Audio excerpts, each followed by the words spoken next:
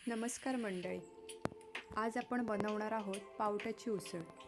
त्यासाठी पॅनमध्ये थोडंसं तेल घेतलेलं आहे। फोडणीसाठी थोडीशी मोहरी, कढीपत्त्याची 4-5 पानं आणि टोमॅटो, थोडी आलं लसणाची पेस्ट, हे चांगलं मिक्स करून घेतलंय। यासाठी गवणकरांचा स्पेशल मालवणी भाजका मसाला वापरलेला आहे 1 चमचा। त्यानंतर पावटे व बटाटे टाकून घेतलेले आहे। चवीनुसार मीठ टाकलेलं आहे। चांगलं ढवळून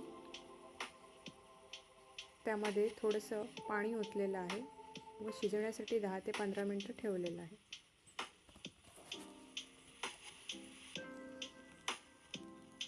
चवीसाठी खोबरं वापरलेलं आहे।